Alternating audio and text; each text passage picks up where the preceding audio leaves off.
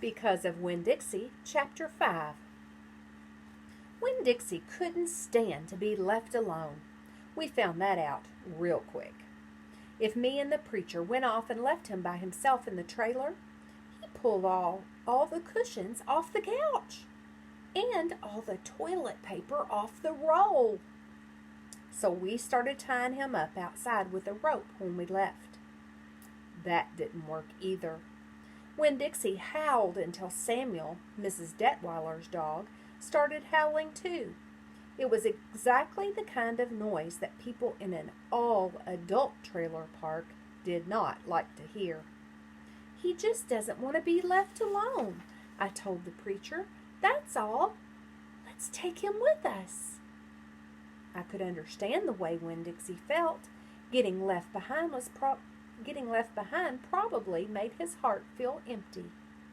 After a while, the preacher gave in, and everywhere we went, we took Winn-Dixie, even to church. The Open Arms Baptist Church of Naomi isn't a regular-looking church. The building used to be a Picket Quick store, and when you walk in the front door, the first thing you see is the Picket Quick motto.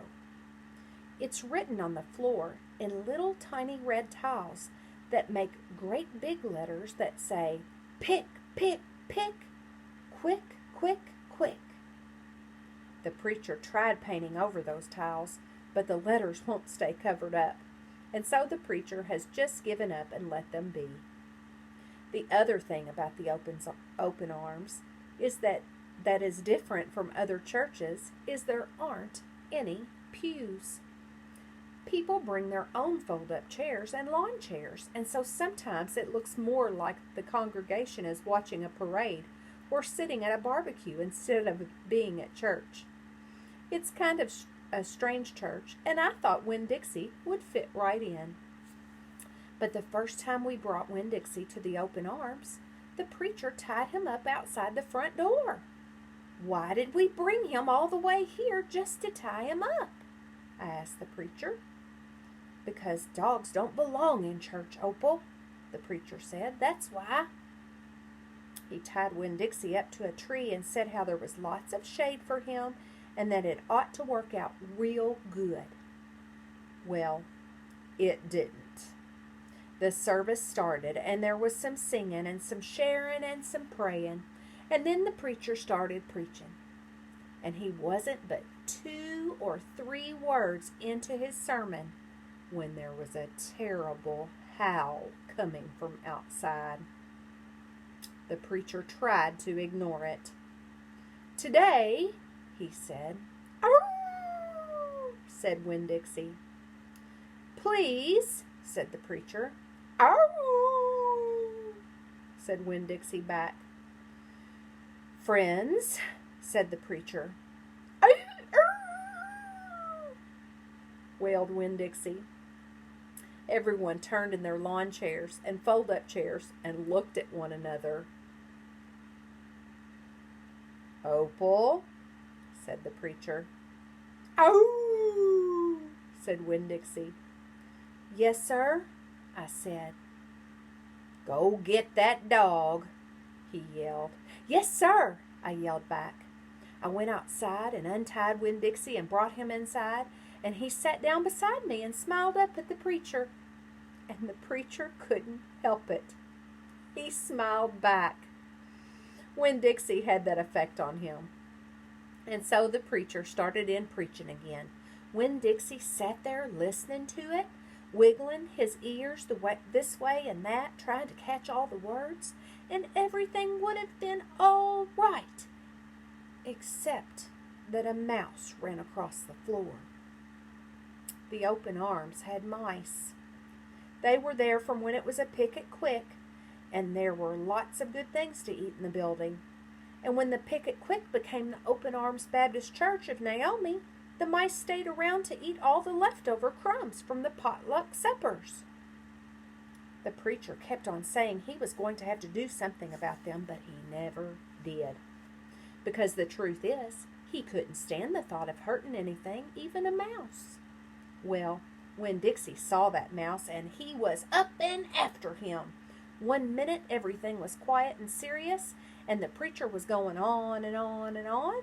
And the next minute, Winn Dixie looked like a furry bullet, shooting across the building, chasing that mouse. He was barking, and his feet were skidding all over the polished picket quick floor, and people were clapping and hollering and pointing. They really went wild when Winn Dixie actually caught the mouse. "I have never in my life seen a dog catch a mouse," said Mrs. Nordley. She was sitting next to me. "He's a special dog," I told her. "I imagine so," she said back. Winn Dixie stood up there in front of the whole church, wagging his tail and holding the mouse real careful in his mouth, holding on to him tight, but not squishing him. "I believe that mutt has got some retriever in him," said somebody behind me. "That's a hunting dog." Winn Dixie took the mouse over to the preacher and dropped it at his feet. And when the mouse tried to get away, Winn Dixie put his paw right on the mouse's tail. Then he smiled up at the preacher. He showed him all his teeth.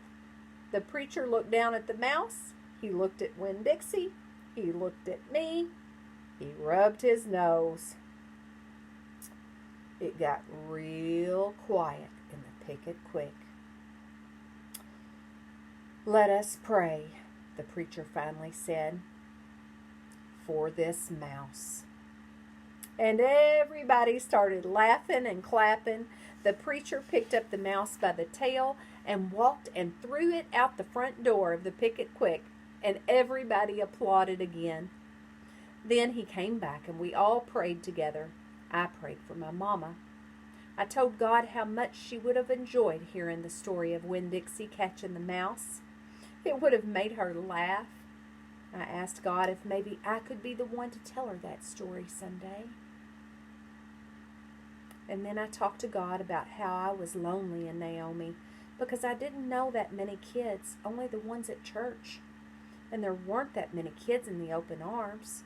Just Dunlap and Stevie Dewberry, two brothers who weren't twins but looked like they were, and Amanda Wilkinson, whose face was always pinched up like she was smelling something really bad, and Sweetie Pie Thomas, who was only 5 years old and still mostly a baby.